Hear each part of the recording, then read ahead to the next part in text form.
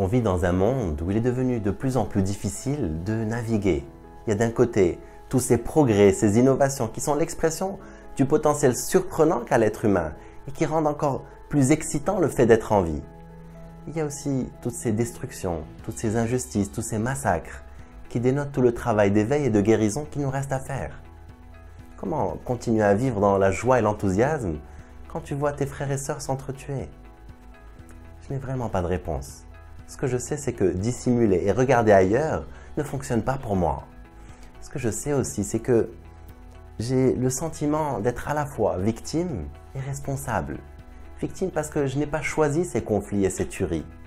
Et responsable parce que, bien que je n'y suis pour rien, j'ai le choix de ne pas rajouter de la haine à la haine. J'ai le choix de ne pas prendre parti et diviser davantage.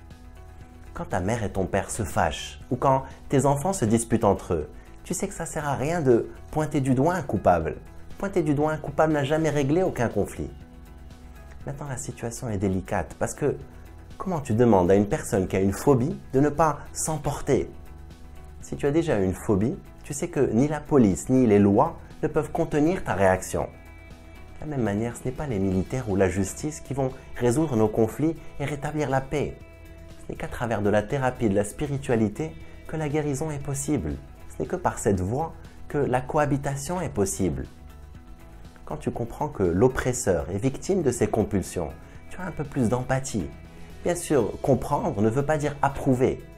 Ce que comprendre te permet, c'est d'avoir un recul. Parce que bien qu'en apparence, il y a un fort et un faible, un vainqueur et un vaincu, en réalité, il n'y a que des personnes apeurées et en souffrance. Même le soi-disant dominant est victime de sa peur. Il est victime de ses actes compulsifs.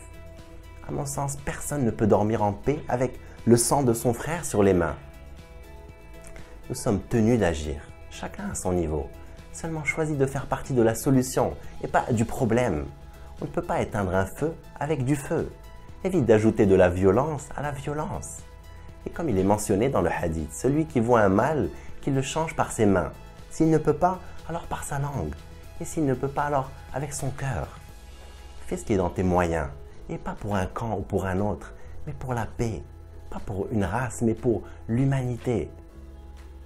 À mon niveau, je fais le choix de méditer tous les jours pour ne pas laisser la haine et la colère faire des racines dans mon cœur.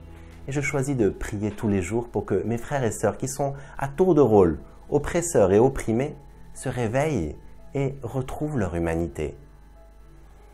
Je t'encourage à cultiver la paix et à te joindre à mes prières. Vive la hayat!